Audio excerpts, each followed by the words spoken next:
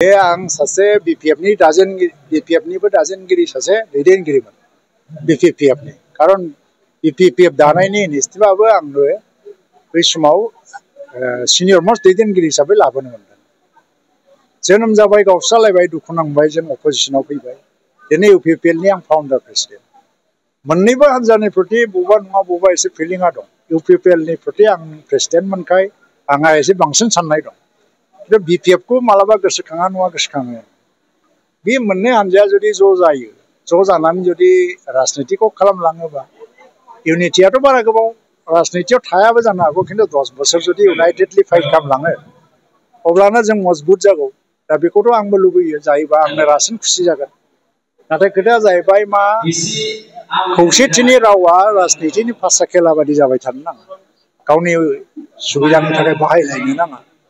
हायाबा हाया साइलेन्ट था खौसेथिनि स्ल'गानखौ बाहायनानै मानो राजनिति खालामनो आं बेखौ लुबैयो। खिन्थु जुदि खौसे जानांगौबा मोनसे फर्मुलाबो नांगोन आरो जोङो बबे बबे पइन्टआव जों एग्रि जालायनो हायो मोनसे कमन मिनिमाम प्रग्रामबो नांगोन। पार्टियाथ' थालायलायगोन नालाय दा कमन मिनिमाम प्रग्रामबो नांगोन। बेखौ खालामनो जुदि खौसेखौ लुबैयोबा एक्सपार्ट लगायलायनानै हाग्रामा महिलारि बिथाङाबो कमन मिनिमाम प्रग्रामफोरखौ बानायलायनो आवगायोबो दिनै गाबोननि गेजेराव खिन्थु बेखौथ' खालामाखै। फारसेथिङै नोङो दिनैनो मा होनबाय माने खौसेयाव आं दं आरो बेलासियाव मोनसे मा बुंबाय बिटिआर बा प्रमद बर'आ शिफ्ट जागोन बिटिसि बा आं शिफ्ट जागोन थारमाने बिटिआरआव शिफ्ट जाया। थ' बिनि थाखायथ' आङो थेंक्स होनो नागिरदों हाग्रामा महिलारिखौ।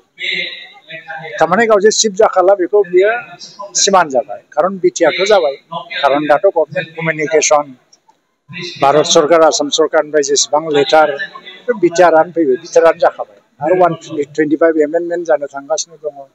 जेब्लानो जाबाय बे जाबाय बिटिआरआनो जाखाबाय बेखौथ' मिथिया नङा बियो खारन बिटिसिआ चेन्ज जायाखै बेखौ रावखौबो थगायनो नाङा। बिटिसिआ बिटिसियैनो दं। हाग्रामा महिलारिमोन 2003आव सहि होनानै गठन खालामनाय बेबो बिटिएडिसो बिटिसि नङा बिटिएडि एरियानि नामासो बिटिएडि आरो गभर्नमेन्टनि नामा काउन्सिल बिटिसि। बे गाबोन बिटिएडिआ चेन्ज जाबाय एरियानि नामा बिटिआर जाबाय बिटिआरआ चेन्ज जानानै गाबोन जुदि दस्रा जायोब्लाबो बे बिटिसिआ बेनो बे थागोन। मानो एसेबां मानसिफोरखौ बुजिनो रोङै सानखो दा बिटिआरआथ' जाबाय आरो बिटिआरआव शिफ्ट जालाबा गावनो बुंनानै लाखाबाय बे हिसाबै आं साननानै लाबाय मा बे शिफ्ट जाला बेखौबो मिथिखाबाय आरो ओंखायनो आङो धन्यबादसो होदों हाग्रामा महिलारिखौ गावजे शिफ्ट जाला जिबनाव बिटिआर जाबाय जेला बेखौ गावजे बुंनानै लाबाय बिनि थाखाय एखे गोसो सिंनिफ्रायनो साबायखर होबाय आङो।